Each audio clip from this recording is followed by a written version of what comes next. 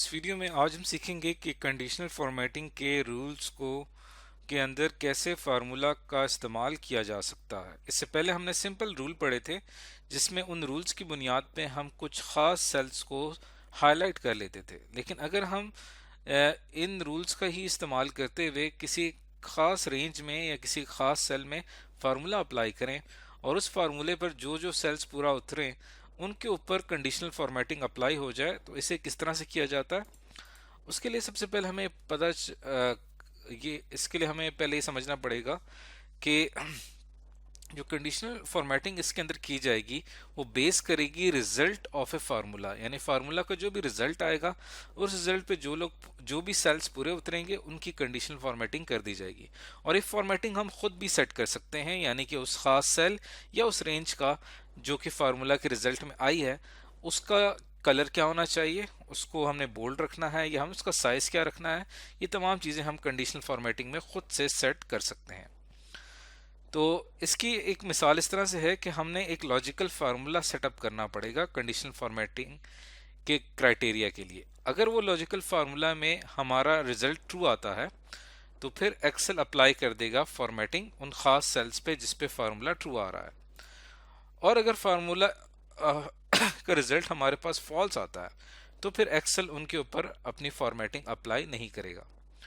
तो हम फार्मूलाज कौन से इस्तेमाल कर सकते हैं? हम लॉजिकल फार्मूलाज में ऑपरेटर्स का इस्तेमाल कर सकते हैं, less than, greater than, equals to का।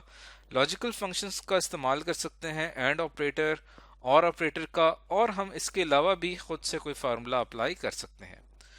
तो हम इसकी एक एग्जांपल ले लेते हैं कि लेट सपोज हमारे सामने ये एक कंपनी है जिसकी डिफरेंट प्रोडक्ट्स दी हुई हैं और उन प्रोडक्ट्स की डिफरेंट महीनों में सेल्स दी हुई है।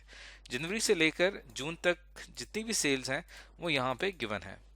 अब फॉर एग्जांपल मैं इस पूरी शीट में पहले 6 महीनों की जो मेरे पास रिकॉर्ड है इसमें जानना चाहता हूँ कि वो कौन सी प्रोडक्ट हैं जिनकी सेल पहले 6 महीनों में 2000 से ज़्यादा हुई है। तो मैं पहले ये पूरी रेंज सेलेक्ट कर लेता हूँ वैल्यूज़ की। ये रेंज सेलेक्ट करने के बाद उसके बाद आपने क्या करना है कि कंडीशनल फॉर्मेटिंग में जाना है और यहाँ पे आप अप्लाई कर सकते हैं एक न्यू रूल, या यहाँ पे हमारे पास कुछ ऑलरेडी रूल्स बने हुए हैं जिसमें लॉजिकल फार्मूला का इस्तेमाल किया गया है।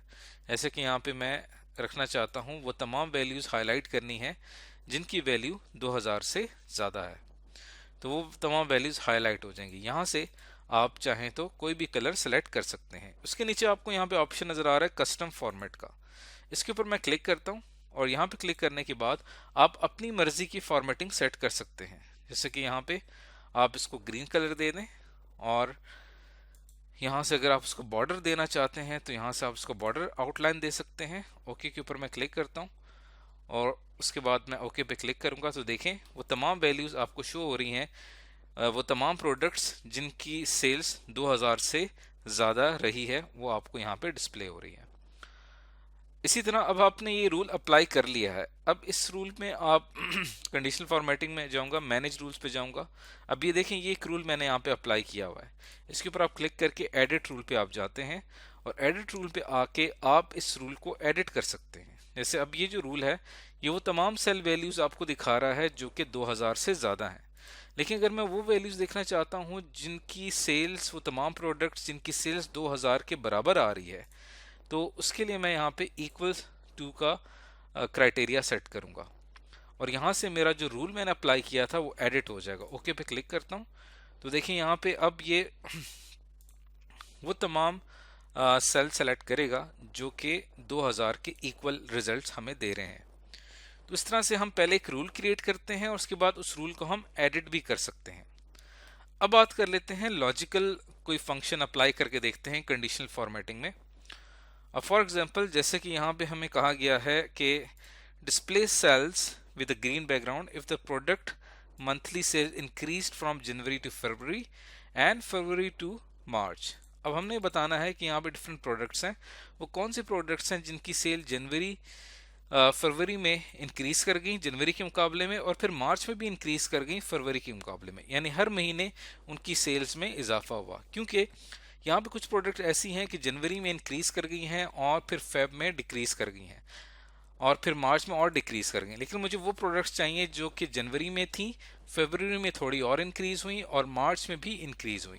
तो इसका सिंपल सी एक लॉजिक ये बनती है कि मुझे वो सेल वैल्यूज चाहिए जिसमें फरवरी का रिजल्ट जनवरी से ज़्यादा हो और मार्च का रिजल्ट फेब से ज़्यादा हो। तो फिर मेरे पास वो तमाम प्रोडक्ट्स हाईलाइट हो जाएंगी।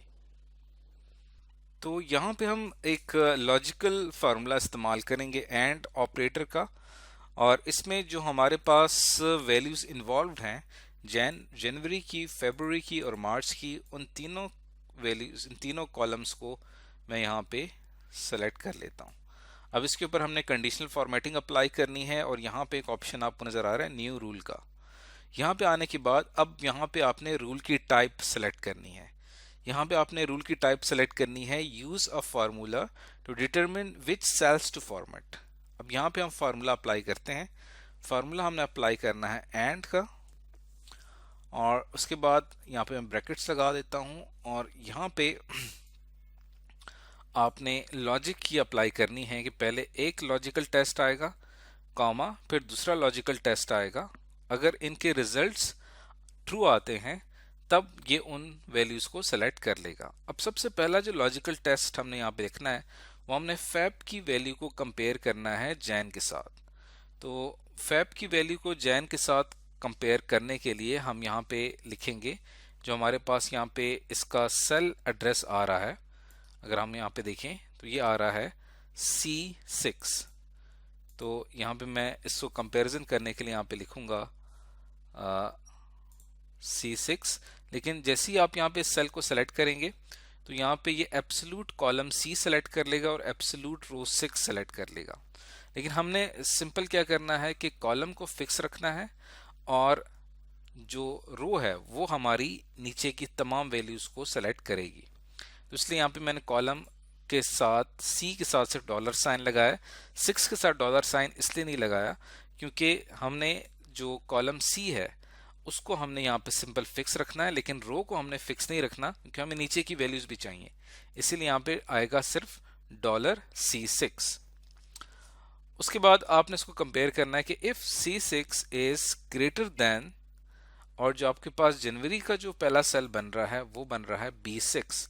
इसी तरह हम B कॉलम को भी फिक्स रखेंगे लेकिन इसकी रो को हमने फिक्स नहीं रखना। तो एक तो लॉजिकल टेस्ट हमारे पास ये हो गया, कॉमा।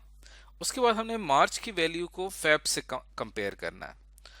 तो यहाँ पे आएगा कॉमा और फिर यहाँ पे मैं सेलेक्ट करूंगा मार्च का जो मेरे पास सेल वो आता है D6, और इसको भी अब यहाँ पे आप सेलेक्ट करेंगे $D6 इफ ग्रेटर देन, इसको फेब से कंपेयर करना है आपने। और यहाँ पे जो फेब का हमारे पास कॉलम बनता है वो बनता है C6, और इसके अंदर हम यहाँ पे सिर्फ लिखेंगे $C6 ब्रैकेट क्लोज। और यहाँ से ये फॉर्मूला हमारा क्या करेगा कि सबसे पहले फेब और जनवरी की वैल्यू को कंपेयर करेगा, वो वैल्यूज, और जो कि C6 की वो वैल्यूज, C कॉलम की वो वैल्यूज जो B कॉलम से बड़ी हैं वो वैल्यू सेलेक्ट होनी चाहिए, और D6 की वो वैल्यूज जो कि C6 कॉलम से बड़ी हैं वो वैल्यूज सेलेक्ट होनी चाहिए। तो जहाँ पे दोनों कंडीशंस ट्रू होंगी उन वैल्यूज पे उनको सेलेक्ट किया जाएगा और फिर वहाँ हाईलाइट कर दी जाएंगी। उसके लिए हम यहाँ पे फॉर्मेट पे क्लिक करते हैं। यहाँ से आप अपनी मर्जी की फॉर्मेटिंग सेट कर सकते हैं, इसमें मुझे वो तमाम ग्रीन कलर में शो होनी चाहिए।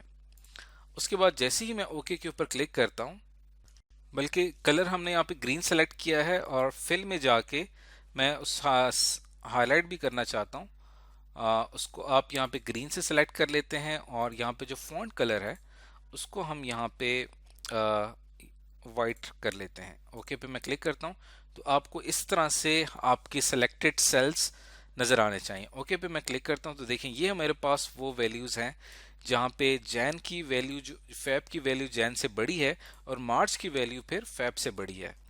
तो इस तरह से हमने ये बताना था कि वो कौन सी प्रोडक्ट्स हैं जिनकी सेल्स फेब में इंक्रीज हो रही हैं जनवरी के मुकाबले में और मार्च में इंक्रीज हो रही हैं फेब के मुकाबले में। तो दोनों कंडीशंस जहाँ पे ट्रू होंगी वहाँ पे हमारे पास ये सेल्स आ गए। ये इससे हमें पता चल रहा है कि हमारी इस पूरी कंपनी के अंदर वो कौन सी प्रोडक्ट हैं जिनकी सेल्स मंथ के साथ साथ इंक्रीज कर रही हैं। तो ये देखें ये कितना बेहतरीन इसका फीचर है कंडीशनल फॉर्मेटिंग का, जिसमें आप डाटा को कितना अच्छी तरह से एनालिसिस कर सकते हैं और उन तमाम सेल्स को हाईलाइट कर सकते हैं जो कि एक खास फार्मूले के ऊपर पूरा उतरते हैं। तो आज की इस वीडियो में हमने सीखा कि माइक्रोसॉफ्ट एक्सेल में हम किस तरह से कंडीशनल फॉर्मेटिंग का इस्तेमाल करते हुए और के अंदर हम फार्मूलाज का इस्तेमाल करते हुए स्पेसिफिक सेल्स को कैसे हाईलाइट कर सकते हैं।